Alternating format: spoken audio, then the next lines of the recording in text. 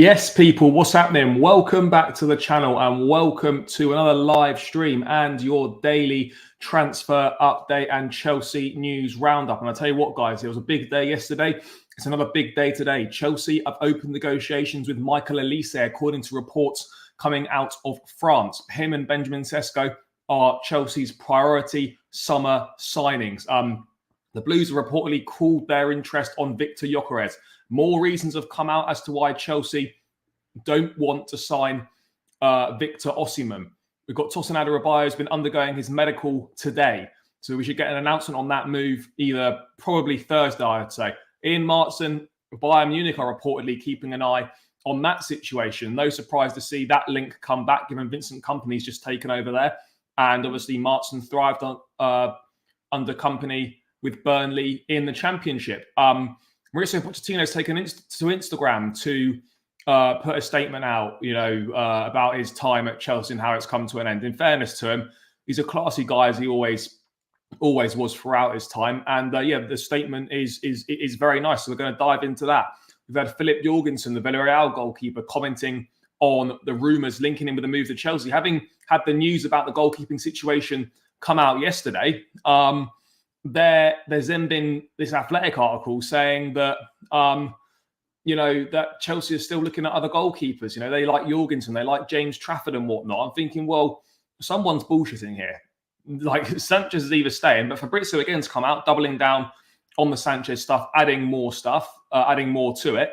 So I don't know why we continue to get goalkeeper links, but it is what it is, people. It is what it is. It can't be helped. It's the way it goes. And we've obviously had Conor Gallagher speaking as well after the England game last night. He's really excited to work with Enzo Maresca. Hopefully, he'll still be at the club to be able to work with the Italian. Let's wait and see what happens on that front. But as always, guys, smash the like button. Subscribe to the channel if you're new around here. We're going to hit 9.8k tonight. Light work. It's about 15 subscribers. That should be more than doable, guys. So 15 subscribers to 9.8k. Let's chalk those off, people. Smash that subscribe button. Help me take another step closer to 10K. Remember, at 10K, guys, there is a shirt giveaway. So one of you lucky subscribers can be in with a chance of getting your hands on a Chelsea shirt of your choice from the upcoming season when the club get their shit together and actually release the damn thing. So, make sure you subscribe to be in with a chance of winning. Keep running those likes up, people. You lot know the drill. Let's say hello to a few of you guys, and then we're going to dive into the news as always. Big show ahead. Hopefully Chelsea gets Michael Olise. Please, Joe Shields, get him home. Let's wait and see. Yes, big up. No, I don't think so. It can't be entirely ruled out, but with the way that everything's going, I would suggest that would appear unlikely. But in football, Chelsea transfer market, never say never. Again, look, there was one report said that Sesko would prefer a move to Arsenal. But other than that, it doesn't really mean anything. Yes, big up. City to see the Premier League is much bigger news right now. It's all going to kick off, and what kind of implications does that have with us when it comes to this? Like, we're not under investigation for anything, I think people get a little bit carried away with, Chelsea have not been charged with anything. They've not been found guilty of anything. There's a few things that are being looked into, but until that process is concluded, Chelsea are innocent until proven guilty. They're not even in charge of anything yet. So I don't think we need to worry too much about that. Yes, absolutely. Soon come. I think, yes, we absolutely can. But whether we do or not is another matter. I don't want to say that we're favourites, but it feels like something's happening. It feels like things are coming closer together. Yep, agreed. Yes, big up to Blue Net. Top Bins, big up my guy. Hope you're doing well. Yeah, it was classed by Poch. Yep, first goal for Cole Palmer for England yesterday as well from the penalty spot. 10 out of 10 from the spot now. The Athletic says Chalobah can stay at Chelsea. Well, they could both stay. Both of them are under contract. Both of them don't have to accept to move anywhere. So, let's see, people. Let's wait and see on that front. What else have we got, guys? So much coming in. Yes, Stuart, big up. Hope you're doing well, bro. Hope you're doing well. I think there's a significant difference between the Chelsea charge. We haven't got any charges. That's the significant difference. We've not been charged with anything. Nah, we don't. But when a player of that quality becomes available, and it's possible to do a deal, you don't say no, and you just work the rest out later on. That's how I see it. Yeah, we're going to dive into all that. We have favourites for Olise. I now hope to get the Academy boy back. Let's hope so. Let's hope so. Yes, big up, Brandon. Hello, bro. Hope you're doing well. In the past few years, Chelsea have turned into Tottenham on the pitch and Real Madrid in the transfer market. I mean, yeah, we are cooking in the transfer market. We're doing all right. But yeah, guys, let's get into the big news then. Let's get into the main news then, that Chelsea are pushing hard for Michael Olise and Benjamin Sesko. Chelsea are making big moves in negotiations for Benjamin Sesko and Michael Olise. This article on Foot Mercatal, is a French, I think, and it says that according to their information, Chelsea want 2 young players with an offensive profile to strengthen the attacking line. London management Chelsea consider the Slovenian centre forward Sesko and French winger Olise as the 2 main summer priorities for the next transfer window. According to our information, contacts have already been made with the reps of the 2 players, and initial discussions have begun between the parties. The Blues hope to continue negotiations to find an agreement. The ownership, led by Todd Boehly, is determined to provide the necessary funds to build a successful group for next season. So Chelsea have started contacting the representatives of Benjamin Sesko and Michael Olise. So yeah, this is big, guys. This is big. Now, of course, this is just one report, but what I would say is, on this Olise stuff, it's been clear for a while now that it's between Chelsea and Man United. Those are the 2 main clubs in play here. But what is quite interesting is that Fabrizio retweeted a tweet that quoted him about Chelsea being interested in Olise. He's retweeted that, and it was a tweet from 2 days ago. So it feels like something's happening. It feels like something's happening here. There is the slight thing, though, with Olise, guys, is that he's been called up to the French squad for the Olympics. So, of course, if he were to sign, and if Palace were to give him permission to play in the Olympics, then, he would miss the entire pre-season at the club. I don't know whether, Palace have given him permission or not, but he's been called up. And whether, if Palace give him permission, but then Chelsea sign him before the Olympics, and then it's up to them whether he plays or not. You could potentially get into a bit of a tricky situation there. Yes, big up, brother. A few months ago, we were in FFP trouble. We just signed a 9-year-old for 50 mil. Now we're looking at these 2. Yeah, I mean, look, to be honest, bro, I fully hear what you're saying. I always thought that the stuff around the club finances was, I don't want to say scaremongering, but it was reported in a way that, in my view, made it out to be a lot worse than it is. I'm not saying that we haven't been sailing close to the wind. In certain things, and I'm not saying we've not been reckless with spending, because we absolutely have. I think that's abundantly clear. But it was never as bad as what people were making out, as what reports were making out. And do you know what? I think people have criticised the ownership for why have they pulled out the Osimhen deal? Why aren't they going to go and pay for Osimhen? And I'm thinking, hang on a second here, guys.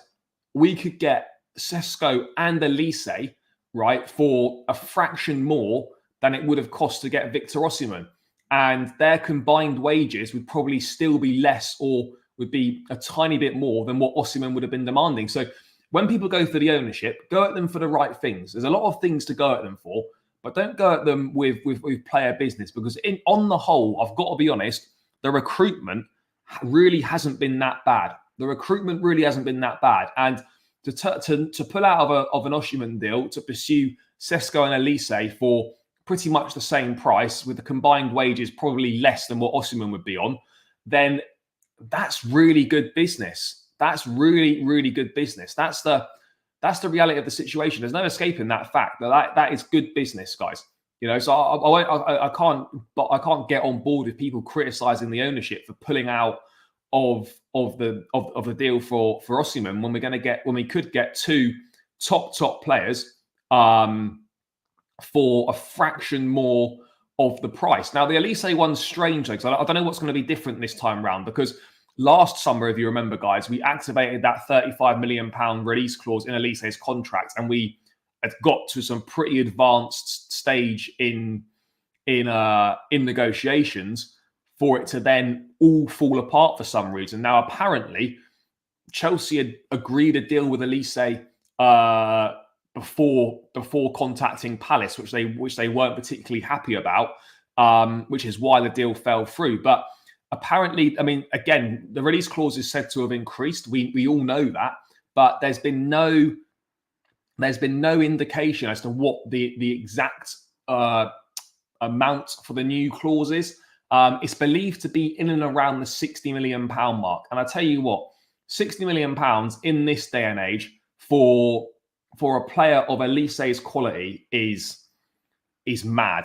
Honestly, I mean, what a deal, by the way. What a deal that would be. If it's 60 million quid, even if it's 65, it's an exceptional piece of business. This guy, 22 years of age, a top quality performer, instantly upgrades our attack, Premier League proven, won't have to move house or anything, knows the club, his brother's there. He was there in the academy himself. It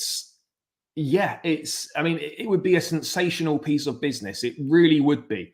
But again, my thing here is, guys, I know maybe you just sort it out when he comes through the door, but who's going to go? Who do we get rid of? But I mean, Sesko and Olise is a madness. Honestly, if we could get both of those, it would be crazy.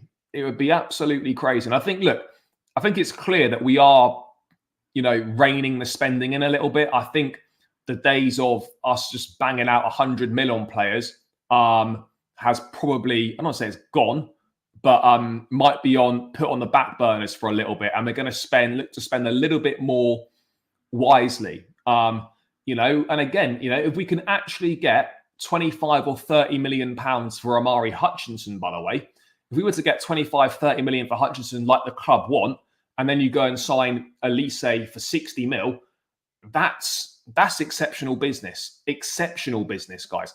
And we've got to give credit where it's due and praise where it's due. If we can pull something like this off, Hutchinson for 30, half that pays for half of Michael Olise. I know it doesn't fully work like that necessarily, but you get my point. That would be a ridiculous piece of business, an absolutely ridiculous piece of business. So, I mean, it would be mad. Let's have a look at this from Ben Jacobs quickly. There's been someone has sent me a little thing on Twitter. Let's bring that up for a bit more. I don't want to say we're in the driving seat. I don't want to get carried away because we've been so close before, and then we've been burnt. Justin, it looks set to be a straight race between United and Chelsea for Olise, as we've said. Olise's heart says join United, but his head will look at contract, package, long-term, who's likely to get Champions League trophies, system and play time, and he also has history of Chelsea. Now, let's not forget, Olise, I believe, was a Man United fan. I don't know how much that factors into his thinking.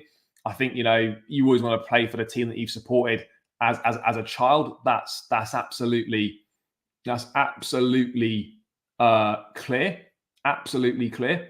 But I really don't know. I mean, Chelsea have got the groundwork from last summer. They've got the Joe Shields factor as well, which is going to be massive. I think the thing is, though, would Olise starts for both teams? Olise starts for both teams. I think the only hope we've got here is Joe Shields to start with, and then another hope is going to be the project. We've got to hope he can buy into the project. Will we offer more money or a more competitive overall package than United will? And does he see Chelsea as better placed in the long run than Man United? And I took pelters for this last season. I said, even when United were ahead of us, I'd much rather be in our position in the long run. I'd much rather be in our position in the long run, because I think actually we've put in some good foundations and things will absolutely improve. But again, it's not going to come down to who offers the money. Both clubs can afford to offer the money. You know, I wonder if Olise, as Ashraf said in the chat here, you know, I wonder if Olise is waiting for a bit more clarity on the Man United managerial situation. Is Ten Hag going to stay? If it's a different manager, you know, would he still want to go? I don't know the answers to these questions, but yeah, look, I don't want to get carried away and say that we're the favourites, because that would be a little bit naive. We'd be getting a little bit ahead of ourselves on that front, given how close we were last summer, how we all thought it was done, and then it fell through in the last minute, and we were finished. You know, it slipped through our hands. It slipped through our hands, which is not ideal. But it's interesting. I really couldn't call it. They are. Chelsea's going to cook next season. Olise is Premier League proven. He absolutely is. He will go to Chelsea, bro. I hope so.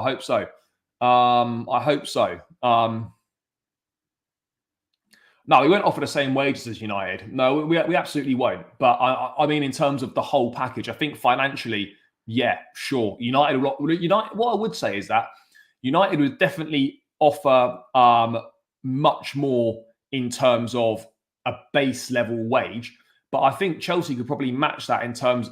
They could match that, but it would be heavily incentivized. You know, it would go up incentivized, so it would be much less overall. It would be much less overall. Again, on the Hutchinson thing, Hutchinson will either be part of the first team squad or sold. They don't see the point in loaning him out again, but Maresca will take a look at him this summer, and he could be part of the squad.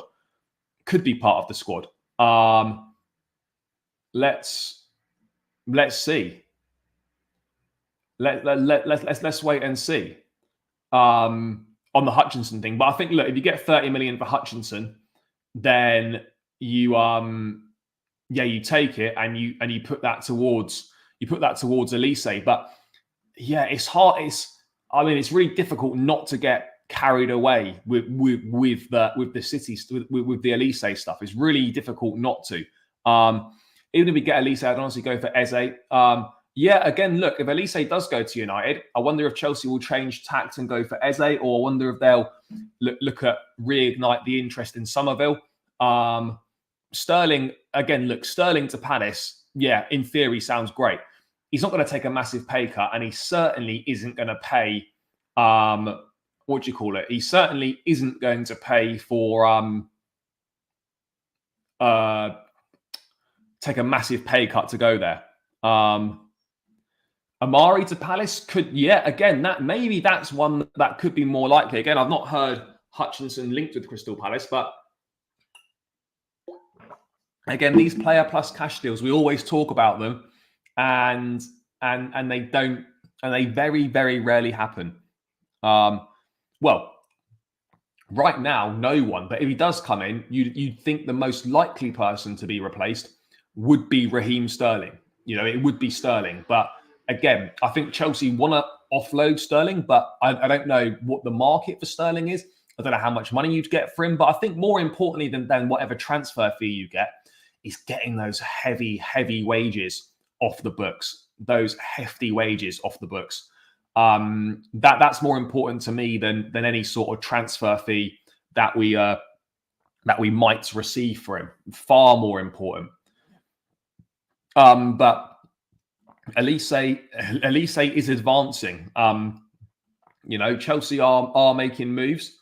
Again, I understand the history of the injuries.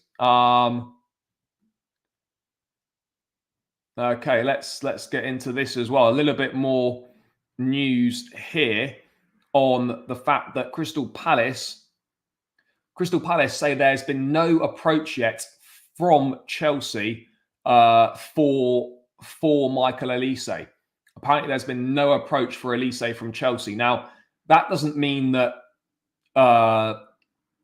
contact's not happened with representatives. It just means that there's not been a club to club approach.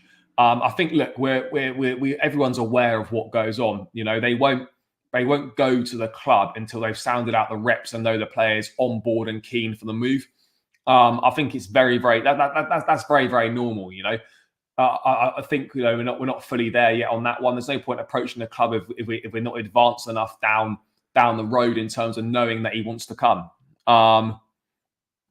If we get Olise made away, no, not true, because we've got so many games. You've got the league games, you've got the Conference League, you've got the domestic cups, rotation, injury, suspension.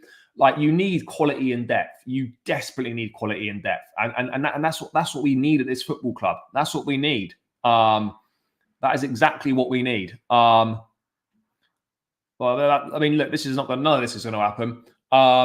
Do you reckon we could get one of Nkunku, Palmer, Olise cooking on the left wing? Yeah, absolutely. And and if that was the three behind Nicholas Jackson or Benjamin Sesko, whoever it may be, do you understand how frighteningly good that is, guys? If we had Nkunku, Palmer, and Olise behind the striker, and look, these guys have got enough quality; they're all good enough to rotate round. And yeah, okay, sure, you might not.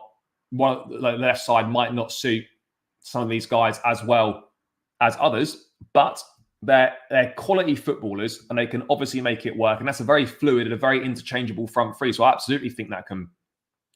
Again, like the whole tapping up thing is like a little bit old school, but I think that everyone knows that that clubs contact players or they contact players reps. Behind the club's back. Everyone knows that. Everyone knows that, guys. And that's how the business works, unfortunately. You sound a player out, you find out if he's on board before making an approach to the club. Of course, in theory, you should approach the club and then speak to the player, but that's not how it works. That isn't how it works. Look, Olise will start for Chelsea. No doubt in my mind about it. Olise would 100% start for Chelsea. That is absolutely clear. But look, you need options, guys. Look at all the best teams in the world. Look at this. By the way, you talk about squad depth and stuff, right? Look at Real Madrid. They just added Mbappe to their team. Do they need Mbappe? No. But when you get the opportunity, you don't turn it down. Do Chelsea need Michael Olise? I'm not saying Michael Olise and Mbappe are comparable player-wise, but my point is, in terms of strength in depth and quality in depth, do Chelsea need Olise? No. Does Olise make Chelsea better? Yes. Does Olise add real quality and depth to the squad? Yes. Therefore, you absolutely do it. How do you feel that we're looking to offload Hutchinson? I don't have a major issue with it. I think it was obvious when he come in on a free. Players that have come in on frees were very likely to be flipped on for a profit. His stock's high after the loan at Ipswich, and Chelsea, you're looking to cash in. I understand that you could think, if there's another good loan, then maybe you get more for him. But ultimately, there's the risk as well, like we've seen with Bro and like we've seen with other loans, that if he does go on loan and he comes back and it's not as good, his stock kind of falls a little bit. The price is not high. I'm always one for cash in when the stocks are high. Just cash in when the stocks are high, and I think that's exactly the same thing. Exactly the same with this. By the way, guys, I'll try and get through as much as I can in the chat. There's so much coming through. Nearly 300 people in the building. Big up to every single one of you that is locked in. Keep smashing that like button, guys. We're on 87 likes. This needs to be well up over 100 likes. And please subscribe to the channel as well, guys. We're closing in on this 9.8K. I think it's about five more to go or so. Smash that subscribe button, guys. Help me on the road to 10K. We're edging ever closer. And remember, at 10K, there is a shirt giveaway, people. There is a shirt giveaway, so make sure you are in it to win it. Details will be released and revealed when the 10K milestone is hit, but there will absolutely be a shirt giveaway. So please, please, please subscribe. And of course, please smash the like button. Ivan Toney's not going to come. It's quite clear that he doesn't fit the profile Chelsea are going for. So yeah, there's not going to be Ivan Toney. Yeah, certainly some of them are. Certainly are. I mean, Adarabioyo is maybe one of the oldest players in the squad at 26. I mean, it's quite mad, and he'd literally be a new guy through the door. I'm worried about the striker situation. Even if we sign one or not, both situations are alarming. Yeah, no, I hear that to a degree, but look, I would I have said that Benjamin Sesko was my main choice, was my first choice? No, absolutely not, absolutely not. But given the route that the club are looking to take, given the angle they're looking to go with, you know, it's probably our best option. I think the plan that was always the plan with Hutchinson. Yep, no, I fully agree. I fully agree. You know, and this is the model. The very best will make it. The others will have good careers, but they'll be flipped on for a handsome profit. And you know, to sign someone on a free transfer 2 seasons ago to then potentially 2 seasons later get 25, 30 million pounds, that's bloody good business. That can't be described as anything other than great business. You know, it's as simple as that. So yeah, it's annoying, and yeah, you want to see you know everyone get a chance, but ultimately this is top level football, and that's just not how it works. It's just not how it works. As frustrating as it might be, yes, Tosin is having medicals today. He's having medicals today. Yes, big up, brother. Big up. Greatly appreciated, bro. Greatly appreciated. Welcome. Welcome on board. What else have we got going on? Sesko more technical than Haaland. I don't know if he's more. I mean, yeah, he's certainly a different style. Absolutely, absolutely a different style. If Sesko comes in, Chelsea, yeah, don't give him the number 9. Yes, big up, brother. Big up. I'm feeling positive about the recruitment. Positive, but again, you know, there's still a long way to go. There's still a long way to go. But I definitely feel positive. Sesko had a purple patch at the end of the season. Yeah, no, he did very well second half of the season. But again, that was his first season in the Bundesliga. First season at RB Leipzig. Before that, he was at RB Salzburg. He's impressed in the Champions League. Look, he's got experience. He's young. He's raw. But he's got very, very good qualities. Chelsea get 30 mil for Amari. Good business. Absolutely agree. Sesko was your first choice. Fair. I think Jackson's better than Sesko. They're totally different types of player. Totally different types of player. You know, Jackson's more, you know, runs channels, hold up play, link up play, etc. Sesko's got a bit of hold up play, doesn't necessarily run the channels as much, but his finishing is far superior to Jackson's. Far superior. No, I don't think so, because it was a free transfer. So there was no transfer fee. I think there was like a compensation package paid because of the age of the player. I'm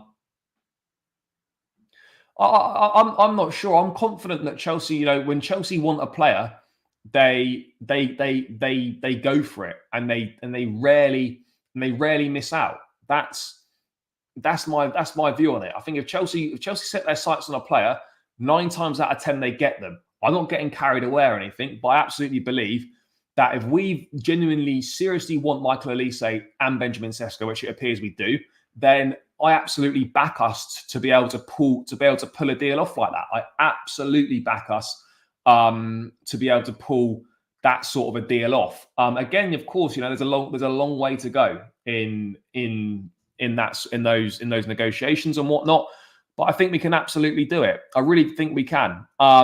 Let's move on to Sesko and move on to the other striker stuff. By the way, guys, over 300 in the building. Love to everyone. Keep smashing the likes. Keep subscribing.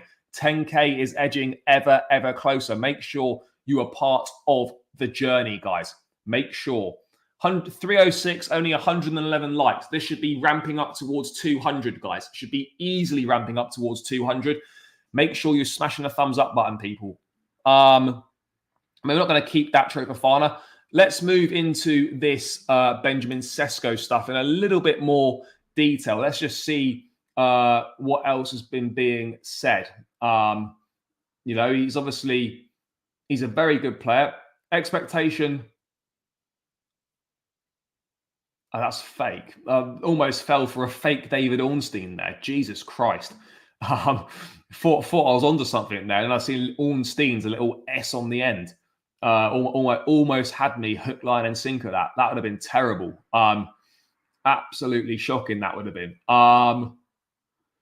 Let's see what Ben Jacobs. So again, the Sesko one is interesting, isn't it? Like, great ball striking, great physical profile. All-round game has obviously got a long way to go, but the qualities are there. Again, I think Garassi is another interesting option as well, but I don't think I don't think that's something that's necessarily going to happen. But it's certainly, pushing to land Sesko. I think this would be an exciting signing. That's for sure. It would be another step into the unknown. It would be a step into the unknown. But yeah, I mean, look, let's wait and see what happens. I think, none of us know what's going to happen. That's the reality here. But we're definitely pushing. We're definitely pushing. But let's move on to the other striking situation. That it appears that, according to the Athletic, Chelsea have distanced themselves from links to Victor Gyökeres in January, and that remains the case. It's interesting, isn't it? Why are we? It's quite clear. I mean, obviously they've distanced themselves. Doesn't mean that the interest is not there in the background. Absolutely doesn't mean that the interest is not there in the background. But look, what I would say is, guys, Gyökeres has had a phenomenal season. What is it? Over 40 GNA in his first season with Sporting Lisbon. That is some achievement. That is absolutely some achievement. And look, I think he's a very good. I think he's a perfect profile for us. I think it makes a lot of sense. But ultimately, it appears. I mean, obviously, whether Gyökeres is a backup option. He's 26 now. Turned 26 today.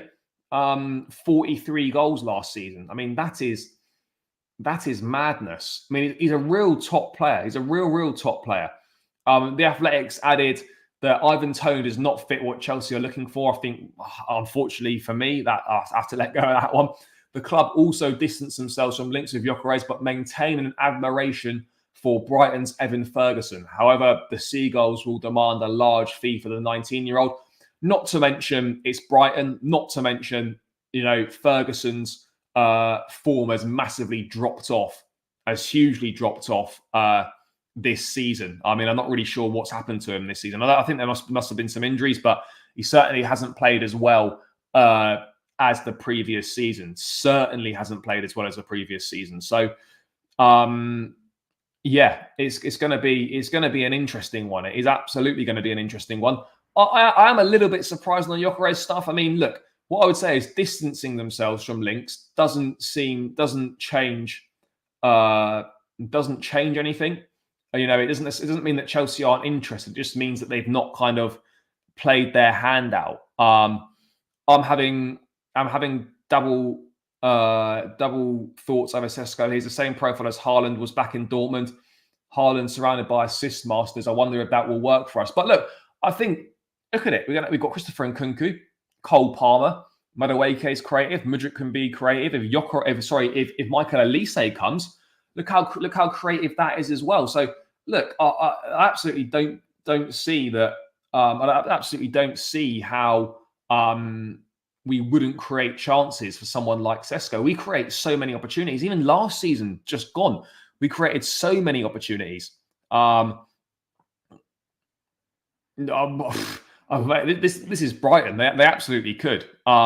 Yeah, I think that's absolutely fair as well. And this is something that I've kind of come to terms with in terms of, it's all very well getting a big name, but the reality of the situation for me is that, do you know what? I would sacrifice a big name and perhaps a little bit of quality in order to have a situation where we sign someone that actually fits what we're looking to do and actually suits the style of play. That's far more important than a big name and someone with quality, in my view. Because how many times have we just signed a big name, not given it any consideration as to how he fits in at the club, whether the character's right, whether he's going to fit the system or whatever, and we just chuck him in and the manager's got to try and make it work. Like, I'm done with that. I'm done with that. Smart recruitment, buy someone that fits what you're looking to do, believe in it, buy someone that fits the way that a manager's looking to play, and then run with it from there. I'm sick of us just going for big names without giving any consideration to anything else that matters. Everyone gets drawn in by a big name. Everyone gets excited by a big name. The reality is that not many big name signings work out, and B, you've got to be absolutely sure about it. And I just look at the big names and I just think, well, there's not really that many big names out there that suit Chelsea. And secondly, you know, I just think the days of us spending huge money on signings are I don't say it's done, but it's certainly on the back burners. It will still spend money, your 50s, your 60 millions, and all that. But yeah, I think it will be. I think the spending will be more measured. There'll be more smart business, that sort of thing. Looking at release clauses and things like that. Gyökeres is going to ball out wherever he goes. I suspect that Gyökeres probably stays at Sporting this summer, and that would be the smart thing to do in my mind. I would rather start Jackson as striker and keep Fofana as backup than signing him and Ferguson. Yeah, no, fair enough. This one, let's get this run, they'll be sacked, so they need to get this manager. Yeah, absolutely agree. Look, Alexander Isak would be great, but we got to deal. We got to deal with realities here, and you know it's absolutely not going to happen. Don't want another Lukaku. No, I think anyone does. Gyökeres is a beast. Fair. Yeah, but again, look, I think it's important not to write players off after a season. You know, players need time. But yeah, it's interesting. So Gyökeres, the links, we've distanced ourselves from the links. Doesn't mean that the interest might not be there anymore. It just means that we've obviously distanced ourselves, and that's okay. Let's wait and see what happens. You know, transfer market's like a game of chess, guys. You know, or game of poker. You don't want to show your hand too early. You know, we could absolutely go back in later on, but I suspected something like this was happening in terms of what we're looking at right now. In terms of the links have been pretty quiet with the likes of Gyökeres. I'm a massive fan of Nicholas Jackson, big fan of Nicholas Jackson. You know, I've stood up for him a lot last season. Really like him. I think there's a lot of qualities there. But you know, we absolutely need another forward. There's no doubt about it. We absolutely need another forward. So I think it's clear though that you know they'd rather go for more kind of two forwards of a similar developmental stage rather than like one massive name and one clear backup. I mean, if it is Benjamin Sesko that comes in, is that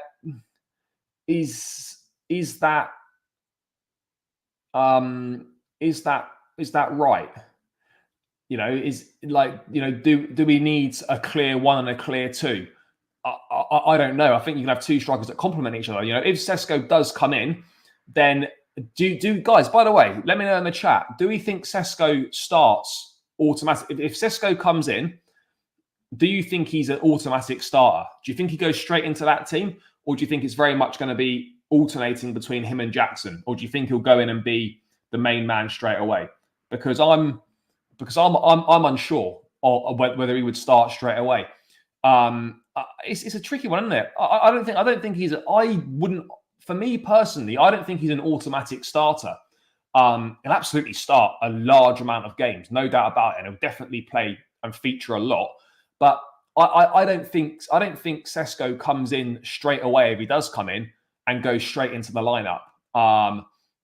Yeah, I don't think that's going to happen. I think they'll alternate. I think, you know, we could even see Nkunku as well play in the number 9 role at times. I think we could easily see Nicholas Jackson play on the right hand side at times as well.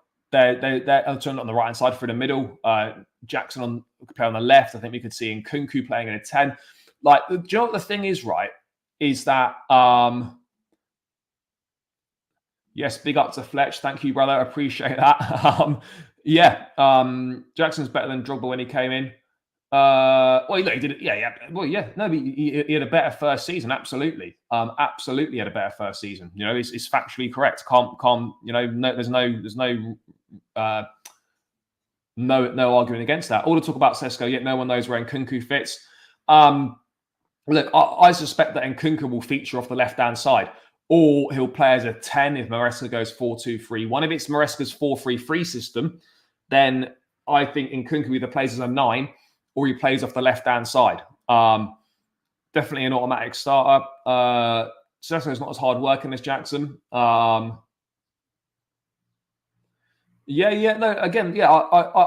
do agree. I don't think he's Prem proven. He's had one season. He's had a good season. The second season is always more difficult.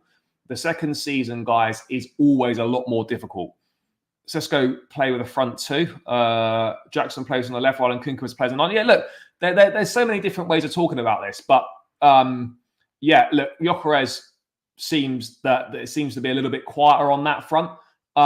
Let's quickly go into the Osimhen thing, just to round out on Victor Osimhen. There's a few more reasons as to why Chelsea aren't going for him. And then we're going to get in some defender news, because there's been a few more links coming out. Upamecano and Jonathan Tah as well. If Nkunku can't play more than 10 games a season, he was a bad buy regardless of quality. Yeah, but that goes for anyone. That goes for anyone. It depends how intelligent he is with coping with the style the coach wants. All the players will struggle at first. Let's hope for a great preseason. Yeah, this is why the preseason is going to be massive.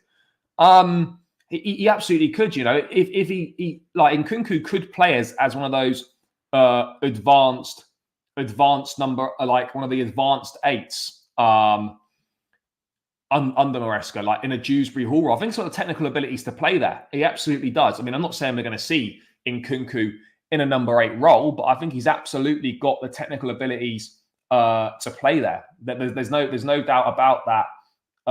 In my mind, he has 100% got the technical capabilities to play there.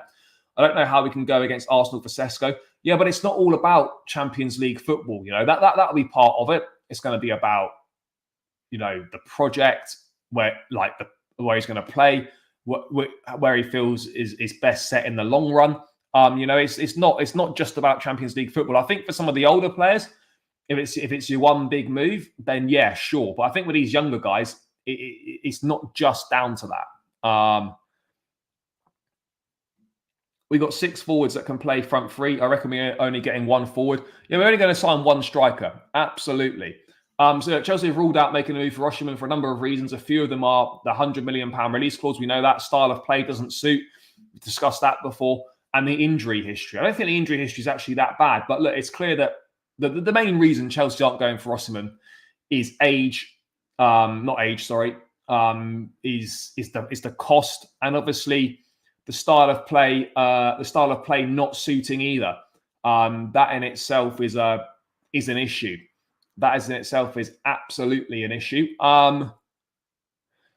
But yeah, I mean, look, that kind of rounds out sort of the discussion about forwards. Sesko seems to be the number 1 contender to come in for the club.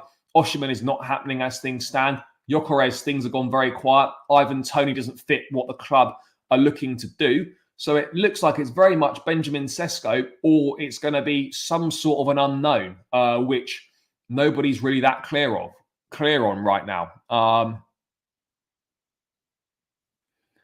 So yeah, let's see on that. Again, there was one article from a Brazilian outlet, goal in Brazil, saying that Chelsea and Spurs had a look at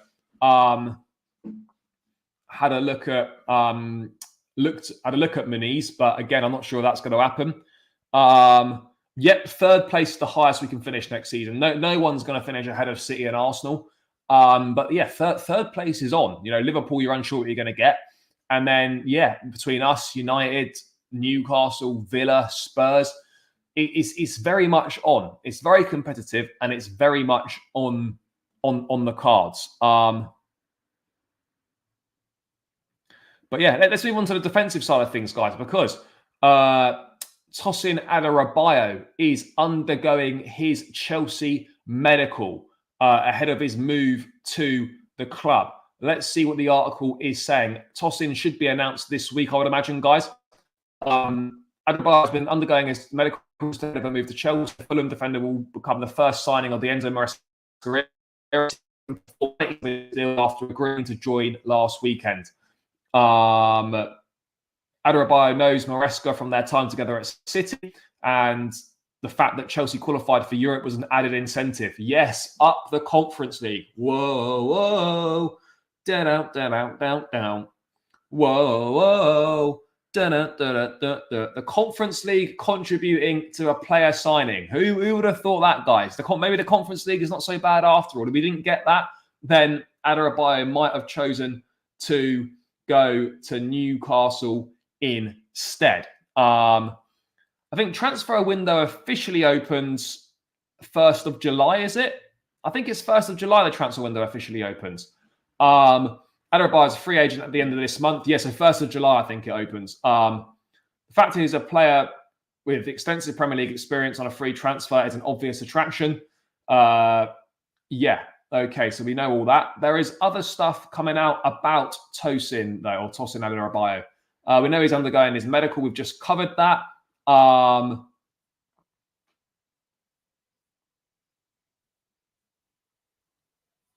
Yep, so we've got latest from Fabrizio. Yeah, just reconfirming what he reported last week. Chelsea have offered Tosin Adebayo a long-term contract. Fair. I mean, this is what Sky Sports are reporting. And do you know what? In fairness, Sky Sports were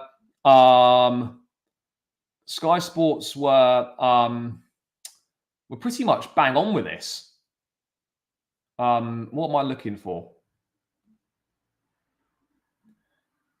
Chelsea offered Tosin Adebayo a long-term contract because he has Premier League experience, excellent availability and injury record, and at 6'5", he is very good at set pieces. So it's clear, people that mocked Pochettino for the height argument, by the way, it's clearly a thing. Height is clearly a thing that matters to managers and to players. It clearly matters. It's clearly important. So there we go. There we go. Tosin Adebayo, long-term contract. Long-term, I mean, 26 years of age? Long-term, 4 or 5 years? Sky Sports were on it on this one. They were absolutely on it.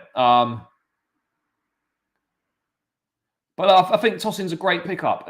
As a free, there's no downsides in my view. There's absolutely zero downsides to signing Tosin on a free. Absolutely no downsides whatsoever. So an announcement should be made this week. And at the end of the day, people, it's such smart business. Knows the manager, Premier League proven, tool, all those sort of things. He fits the bill. He absolutely fits the bill. And he must have had some guarantees over playing time, because he would have definitely started at Newcastle. I'm not saying he's going to play regular for Chelsea, but he wouldn't have joined if he wasn't going to feature on a regular basis. I think this is as I said at the time when the news was coming out, I just think this is a great piece of business. I just think it's a really smart piece of business, a good pickup, and it's the type of business that Chelsea should be doing more of. Absolutely should be. It's opportunistic. It's smart, and it ticks all the boxes. Am I saying he's a world beater? No, but for a pickup, on a free transfer with Premier League proven quality, good age, good leadership qualities. He's quick. He's good in the air. He's going to be helpful in both boxes for set pieces. I can't talk down on it. I think it's very good. Fulham didn't let him run his contract down. He didn't want to sign a new deal, so he had to. So obviously he left on a free. Fulham wanted to keep him, but the reason why there was no deal offered, well, at least publicly not offered, is because they knew that he wasn't going to join, that he wasn't going to sign. That's why. Fofana if he's fit, he will be. Yeah, no, Fofana is going to be massive for us next season. I think Maresca will really like him. There's just so many positives at the moment, people, and this is definitely one of them. Out of topic, I heard Enzo Maresca has given homework to Chelsea players. There was an article from Matt Law about the fitness coach that had banned stuff off the menu at his previous clubs. I mean, I don't really know. But yeah, so the Tosin deal, the medical's done. Announcement. Yeah, you'd expect an announcement later on this week. later on this week for Tosin. Excuse me. So that'll be the first signing through the door. Again, I hope that we I hope that we can get most of our business done before I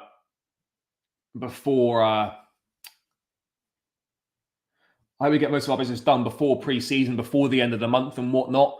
That would be ideal to give Maresca the best chance of succeeding. Guys, still 285 in the building, 166 likes. Let's get this up to 200 likes. Keep smashing the like button, guys. It's free. It takes seconds. It really helps out. It boosts the content in the algorithm, gets more eyes on the channel. Smash the thumbs up button, guys. Get this up to 200 likes and keep subscribing to the channel as well. I reckon we can add another 10, 15, dare I say it, 20 subscribers tonight, people. We're on a roll. Big numbers as always tonight.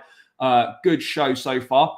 Smash that subscribe button, guys. Join the channel. Join the community. Help me on the road to 10K. We're less than 200 away now. So, yeah, things are moving forward quickly. Remember the shirt giveaway at 10K. Subscribe to being with a chance of winning it. But, yeah, help me out. Smash that subscribe button, guys. Let's get ever closer to that 10K mark. How about the bullshit Muniz links? Muniz was okay last season. Again, I'm not really sure how much truth there is to that. If I'm being brutally honest, I really don't know how much truth there is to it. I don't expect a move to happen for him. I hope Gallagher stays as well. I don't know. There's obviously a reason for it. But I'm not part of Fulham or Adebayo's representative, so I've got no idea. Yeah, it absolutely did. Particularly Newcastle. To be honest, I don't think we need to sign another centre-back. No, I don't think we do either. I honestly don't think we do either. But if Chalobah leaves, maybe they're looking at signing someone else. I'm not sure. Maybe that would be the case. I don't really know is the answer on that one. Yes, big up, brother, big up. We definitely need another centre back. Fofana is injury prone and coming off 2 bad injuries. Yeah, look, I think it's difficult to tell, really. I'm not sure if we do need another one. If Chalobah leaves, go for another one. But the thing is, another centre back is going to depend on what happens with Chalobah. Because if Chalobah doesn't go, then there is no need for another centre back. Simple. No need for another centre back if Chalobah doesn't go. Again, I think Disasi done reasonably well last season, but he dropped out of favour at the end of the season. And I think it's out of the centre backs, he's probably the one that loses out the most by the Maresca appointment. We need leadership qualities in a centre back line, and Tosin's better than Disasi, I'd say. He's got leadership qualities, but again, look, unfortunately, you're not going to replace Thiago Silva. There's not going to be a like for like. There's not going to be a like for like replacement for Silva. That's just the way it is. There's not going to be that because he's one of a kind. But yeah, the Tosin stuff looks like that's going to be wrapped up pretty soon. Medicals are done, I think, pretty much. Bayern Munich, apparently, Chelsea are interested in Bayer Leverkusen. Bayer Leverkusen's Jonathan Tah. Interesting. Again, Jonathan Tah. That's someone that we were linked with back in. I think we've been linked with him in a previous window. I'm pretty certain we've been linked with him in a previous window. But I don't know why I've gone for a picture like that, but there we go. Bayern Munich are specifically interested in Jonathan Tah, but there is also interest from Chelsea. Interesting. Experienced centre-back. But again, having just had an unbelievable season at Leverkusen, Champions League football, why would he want to move is my view on it. Why would he want to move? I don't get why he'd want to move. But look, again, I think it's clear that Bayer Leverkusen's players are going to be in demand. And look, I'd much rather have Tah than than Upamecano, who has also been linked with a move. I'd much rather Jonathan Tah. Upamecano, 25 years of age. He just looks like a liability. It just looks like an absolute liability. I'll be real. It looks like a liability. But I don't see that going. I still think he'd be pretty expensive. To be honest, I don't see either of these moves happening. Chelsea, of course, will have their eye across a number of centre backs. Of course they will, because it's going to be dependent on the Trevor Chalobah situation. If Chalobah goes, then they might look to bring one in. Bro, I hope it's Chelsea. I really couldn't tell. If I had to say right now, I'd probably edge just towards us, but that's more maybe out of hope than actually, having any concrete information on it. I do generally think it is very, very even between the two of them. I do really think that it's very even between the two. But yeah, obviously, excuse me, centre backs is going to continue to be links. We're going to find out what happens with Trevor Chalobah. No one as yet has kind of signalled any interest in Chalobah or made a move or anything like that. So let's wait and see. But again, a lot of games, injuries and whatnot. If you're playing a back four, 5 centre backs is probably the right amount. 6 is too many. I'd say with 5. So what have we got right now? Tosin, Colwell, Badiashile, Fofana, Disasi, and Chalobah. We've got 6. So I'd argue that one actually needs to leave. We don't even need another. We don't need another one. I think one needs to go. It should be Disasi going. I nothing to do with how he's played this season, but he should be going because he doesn't fit what Maresca's looking to do at the end of the day. He doesn't fit what Maresca's looking to do. It's as simple as that. Olise coming to Chelsea, not Man U. Let's hope so.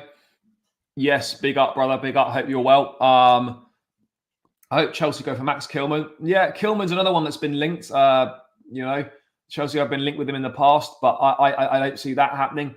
Jared Branthwaite, I think, talking of players going to United, Branthwaite for me is probably one of the most likely ones. But again, Everton wanting around £70 million for Branthwaite. I just don't see Chelsea shelling out that much money on a centre-back. Plus, when you spend that much money, they're going to need to play. And I just don't see that happening. I don't see that happening at all. But yeah, Tosin Adarabioyo, guys, that medical is done. Chelsea will announce that deal this week. I would have thought interest in Jonathan Tah, potential interest in Upamecano. But ultimately, I think any further centre-back incomings are going to be entirely dependent on what happens with Trevor Chalobah. That is going to be the main thing. That is going to be the main thing. What happens with Chalobah will dictate whether we go in for another centre back or not. That is the reality of the situation. Simple as that. Let's quickly cover. Let me see if there's anything else. We're just going to go through the Ian Martin stuff as well. Which I don't know if that's that exciting, really, if I'm being honest. But let's go through it. Again, on the Broja thing briefly as well, by the way, guys. The Athletic saying that Chelsea want at least £35 million for him. I'm thinking, guys, what are we doing here? What are we playing at here? £35 million for Amanda Broja. We're never getting that. We were unrealistic valuation to begin with. And now we're going for yet another unrealistic valuation on top of the previous unrealistic valuation. So originally he wanted 50. Weren't going to get that. Sent him on loan to try and boost the value. Didn't work out at all. Clubs want to pay around £25 million for him. We somehow think that we can get 30 million for Broja. It's an absolute joke. Yes. Big up, guys. Keep smashing the likes. Keep subscribing. You lot know the drill. You don't know what to do. 13 more likes to the big 200, guys. 13 more likes. This is moving very, very nicely. There are loads of things looking at Chalobah. Yeah, there are teams looking at Chalobah. What I meant was that like no one's kind of come forward with a concrete interest or a concrete proposal as of yet. That hasn't occurred. The club keeps getting devalued and devalued. Yeah, Martin's going. What do you think Maresca will play? 4-2-3-1 or 4-3-3?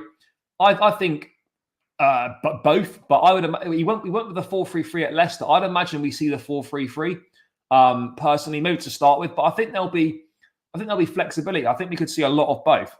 I don't think we're signing mediocre players. I disagree. If Martin gets the right bid, he's not going to stay at Chelsea. That's done. Because of Dortmund's financial crisis, I can see us getting Martin back. No, we absolutely won't. Absolutely won't. Yeah, I don't know who does the player evaluations. I've got no idea who does the player evaluations, but yeah, I mean, it seems miles off. I mean, look, Dortmund want Martin. Again, they wouldn't want to pay the full release clause, but the release clause is there. You want Martin, you pay the release clause. And I think for Dortmund, it'll be a very good value for money signing. He's done exceptionally well there. The Bayern one's interesting. You've got obviously the Vincent Kompany links, as I touched on at the top of the show. You've also got coupled in the fact that Alphonso Davies could be moving on this summer as well. So yeah, let's wait and see. There would be a space at left back, or maybe they just want some depth at left back. I don't really know. I don't really know. But £35 million release clause for Ian Martin, I think, given his age and the quality that he's demonstrated, it absolutely, in my mind, that's a very good deal. It's a very good deal for a team to get someone of his quality. It's a very good deal. I don't think we need another centre back of that age. It's not just about. It's like you can. I get that Hummels maybe fits kind of that sort of stuff, but I mean, I think we just need to sign someone old for the sake of it. How much is whose release clause? I mean, if it's Martin's, it's 35. I hope Enzo gets the best out of Cole Palmer. Yeah, let's hope so. View on Sanchez. We discussed this yesterday. Not ideal. Not ideal, but do you know what? It is what it is at this point. Nothing I can do about it. Not a decision that I would have made. Not something I'm particularly looking forward to seeing necessarily. But look, let's see if he can get something out of what's his name, out of Sanchez. Then fair play to him, and I hope he proves me wrong. But I'm not sold on it. Again, I'm not massively sold on Tarkowski. There's a reason he's at Everton and clubs haven't gone in for him. And that's not me being disrespectful, but there's generally a reason why these sort of players are at these clubs and not the bigger clubs, because they obviously don't see value or don't rate him as good enough. Yeah, I wouldn't be surprised if a company wants Martin. I don't want Sanchez to be number one. If Sanchez number one, players will be afraid to pass him. I don't know. It's a fresh start for everyone. Let's wait and see. Right, 35 million is an overvalue. I don't know if it's an overvalue. I think 20. You're not paying for how good he is right now. At 22 years of age, you're largely paying for the potential. Yeah, quite possibly. That could absolutely be a thing. Go for Stones. I mean, Stones is a little bit injury prone these days at his age. I mean, John Stones is a top defender, by the way, but there have been some fitness concerns. Yeah, it's a fresh start for everyone in terms of when a new manager comes in. It's a new opportunity for everyone to stake a claim, and players that are out of favour have now got a chance to potentially be back in favour. If we sell Martin, who's going to be back up for... it will be Chilwell. It will be Cucurella and Chilwell unless one of them leaves and then someone else will come in. That's the reality of the situation on that front. I don't know. I don't really know how that's happening. It doesn't make any sense at all. But yeah, Ian Martin, I suspect, will be playing in the Bundesliga next season. Whether it's for Borussia Dortmund, whether it's for Bayern Munich, he will be playing in Germany. I think that much is absolutely clear. Again, I'm not sure why there continues to be links to goalkeepers, despite the news that has come out in the in recent days. I don't know why.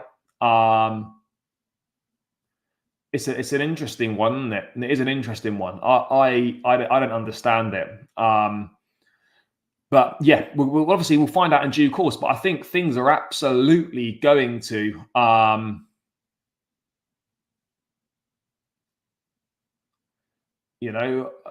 absolutely things will start to heat up in the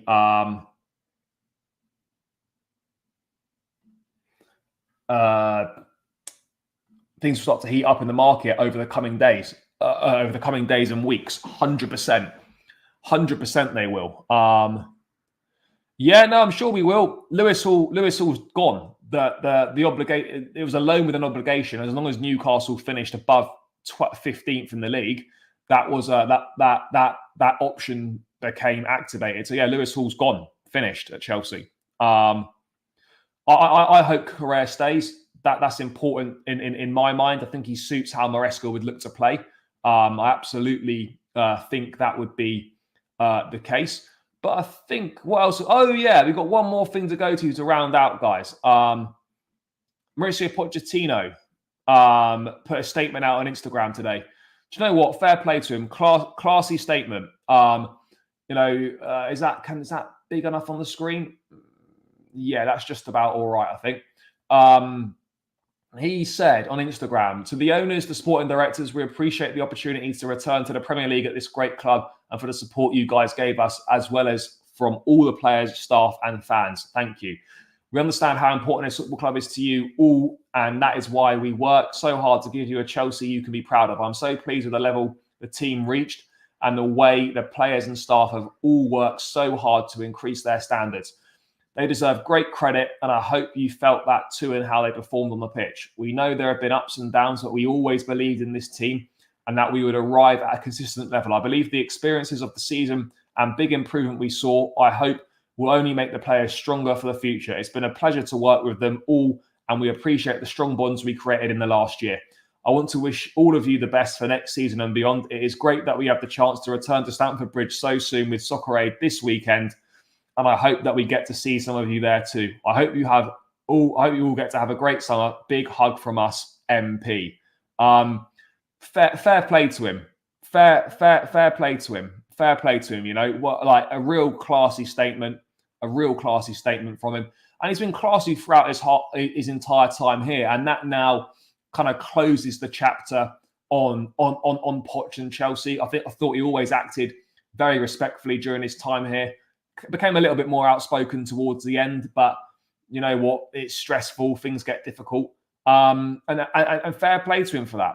Yes, big up. Appreciate the love and the support. I do have a good feeling about next season. I just have a thought about the fact that the owners want to make money in the first place, but you have to win in order. Yeah, absolutely. The best matches was behind Van Dijk. Look, it's not for me, but each to their own. Yes, big up to everyone in the chat. Big up. Appreciate the love. Yes, big up, brother. Big up. But yeah, look, a classy statement from Poch, and you know what? Above what anyone thinks about him as a manager, he's just a top guy. He's just an absolute top guy. Real nice. He's liked by everyone. Just a classy person. That's a great statement and sort of a really there's a class statement, and I'm glad he went out on a positive note. I think that's the most important thing. He went out on a positive note, no bad feelings or anything like that. Fair play. It's a mature, honest and positive spin from Poch when he could have simply walked away, angry and bitter about the situation. And he's quite clearly a top guy. And look, personally for me, I wish he had another season, but that's it. It's gone. It's gone, But yeah, brilliant guy. That's quite clear. That's quite clear to see. He's handled himself with professionalism, and he remains on good terms with the club. So respect to him for that. Absolutely respect to him for that. But yeah, guys, I think that is pretty much everything for tonight's show.